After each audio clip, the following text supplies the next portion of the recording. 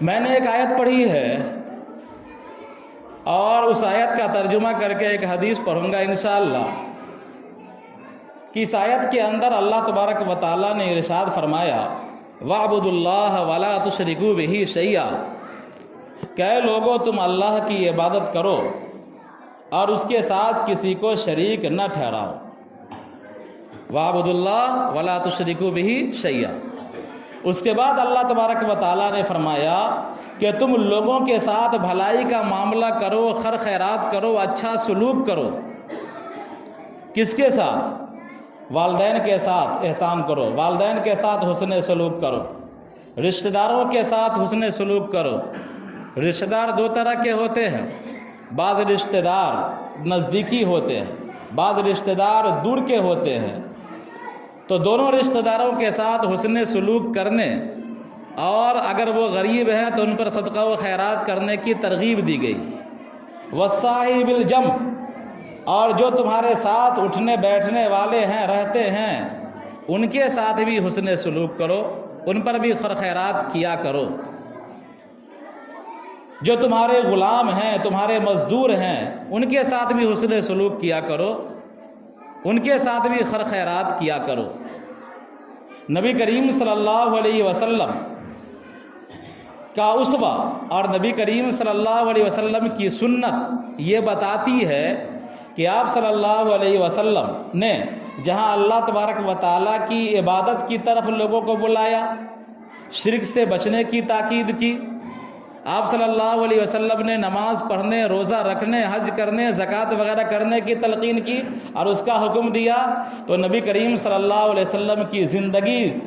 اور آپ کی سیرت سے اور آپ کے الفاظ سے، آپ کے کلام سے یہ بھی پتہ چلتا ہے کہ آپ نے اخوت و ہمدردی کی بنیاد پر، انسانی ہمدردی کی بنیاد پر ایک دوسرے کا تعاون کرنے پر بھی اسی شدت سے زور دیا ہے۔ کئی آیات کے اندر اللہ تبارک و تعالیٰ نے حکم دیا ہے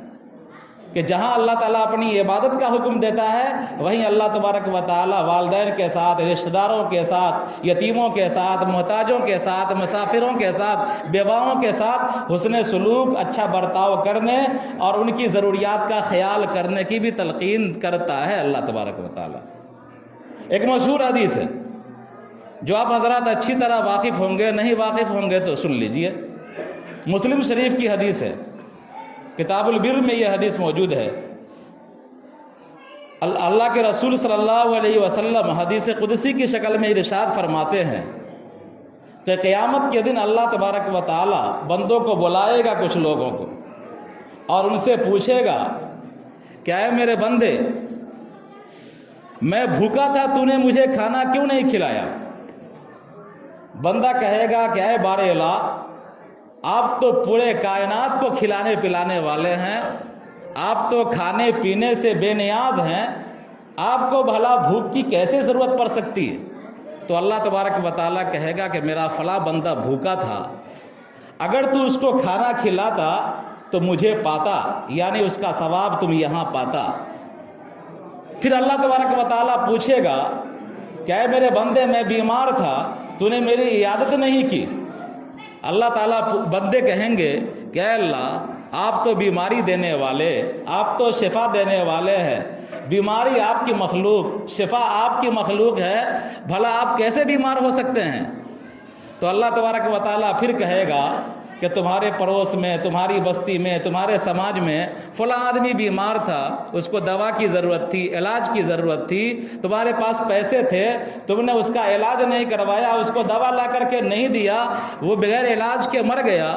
اگر تو اس وقت اس کی عیادت کرتا، اس کا علاج و معالجہ کراتا تو مجھے پاتا، یعنی اس کا ثواب تم یہاں پاتا۔ پھر اللہ تبارک و تعالیٰ پوچھے گا کہ اے میرے بندے، میں پیاسا تھا، تو نے مجھے پانی نہیں پلایا۔ تو بندہ کہے گا کہ اے اللہ، آپ تو پوری کائنات کو سیراب کرنے والے ہیں، انسانوں کے لیے آپ نے چشمے بہائے، ندیاں بہائی، پہاڑوں پر برف کو جمایا، پانی اکٹھا کیا، بڑے بڑے اسٹوریج بنائے پانی کے، بڑی بڑی جھیل پیدا کی آپ نے، آپ بھلا کیسے پیاسے ہو سکتے ہیں؟ تو اللہ تعالیٰ کہے گا کہ فلاں موقع پر ایک بندے نے تجھ سے پانی مانگا تھا اور پانی رہتے ہوئے تو نے اس کو پانی نہیں دیا تھا، اگر تو پانی پلاتا تو اس کا ثواب پاتا، تو یعنی مجھے پاتا، اس کا ثواب تم پاتا۔ تو یہ حدیث مسلم شریف کی ہے، صحیح روایت ہے۔ اس سے پتہ چلتا ہے کہ انسانی ہمدردی کی بنیاد پر کسی کی امداد کرنا، چاہے وہ کسی دین دھرم سے تعلق رکھتا ہو، کسی مذہب اور برادری سے تعلق رکھتا ہو، لیکن ہے تو انسان۔ اللہ تبارک و تعالیٰ نے کہا الخلق، جناب نبی کریم صلی اللہ علیہ وسلم نے فرمایا الخلق عیال اللہ، کہ تمام مخلوق اللہ کا کنبہ ہے، تمام مخلوق اللہ کا کنبہ ہے۔ اگر کوئی آدمی، آپ نے پڑھا ہوگا سنا ہوگا کہ ایک آدمی، ایک عورت بلی کو باندھ کر کے رکھتی ہے، غذا نہیں دیتی ہے تو وہ جہنم کی مستحق ہو جاتی ہے، اور ایک عورت کتے کو پانی پلا دیتی ہے تو وہ جنت کی مستحق ہو جاتی ہے۔ تو انسانی ہمدردی کی بنیاد پر تعاون کرنے کو اسلام نے بڑا آگے بڑھایا ہے، بڑا فوکس دیا ہے اس پر۔ میں نے ایک موقع پر سنایا تھا کہ قبیلہ مضر کے کچھ لوگ نبی کریم صلی اللہ علیہ وسلم کے پاس آئے تھے، اس حال میں کہ ان کے بدن پر کپڑے نہیں تھے، سوائے سطر کو چھپانے کے کوئی کپڑا ان کے بدن پر نہیں تھا، تلواریں کھلی ہوئی تھی، بغیر نیام کے تھیں۔ تلوار نیام میں رہتی ہے تو چلنے میں کوئی دقت نہیں ہوتی ہے کہ نیام میں تلوار ہے، کٹنے اٹھنے کا کوئی امکان نہیں ہے، لیکن تلوار بغیر نیام کے ہو اور لٹکی ہوئی ہو تو چلنے میں کتنی پریشانی ہوگی، آدمی بچا بچا کر کے چلے گا، کہیں ایسا نہ ہو کہ تلوار کے دھار سے ہم خود زخمی ہو جائیں۔ تو قبیلہ مضر کے لوگ آئے نبی کریم صلی اللہ علیہ وسلم کے پاس، اور ننگے بدن تھے، بدن پر کپڑے نہیں تھے، سطر کے بقدر کپڑا تھا، تلوار بھی کھلی ہوئی تھی، لٹکی ہوئی تھی تلوار۔ آپ صلی اللہ علیہ وسلم نے جو ان کی غربت، ان کی بے بسی اور ان کی بھوک کی شدت کو دیکھا، پریشانی کو دیکھا، تو آپ کا چہرہ متغیر ہو گیا، بدل گیا۔ فوراً بلال کو حکم دیا کہ نماز کا ٹائم ہو رہا ہے، بلال اذان دو۔ حضرت بلال نے اذان دیا، لوگ اکٹھا ہوئے، جمع ہو گئے، آپ نے نماز پڑھائی۔ نماز پڑھانے کے بعد آپ صلی اللہ علیہ وسلم نے صدقہ و خیرات کرنے کی ترغیب دی، لوگوں سے کہا کہ جس کے پاس جو کچھ ہے وہ صدقہ کرے۔ کوئی کھجور لے کر کے آ رہا ہے، کوئی گیہوں لے کر کے آ رہا ہے، کوئی جو لے کر کے آ رہا ہے، کوئی کپڑا لے کر کے آ رہا ہے۔ آپ صلی اللہ علیہ وسلم کھڑے ہی ہوئے ہیں کہ مسجد میں غلے کا ڈھیر لگ گیا۔ راوی بیان کرتے ہیں کہ اس ڈھیر کو دیکھ کر، اشیاء کے ڈھیر کو دیکھ کر نبی کریم صلی اللہ علیہ وسلم کا چہرہ 14ویں رات کی طرح چمک گیا۔ پھر آپ نے مضر والوں کو بلایا، اور بلانے کے بعد تمام اشیاء ان کے حوالے کر دیا کہ جاؤ اپنے گھر پر لے جاؤ، اپنے بال بچوں کو کھلاؤ پلاؤ، تم بھی کھاؤ پیو۔ بہرحال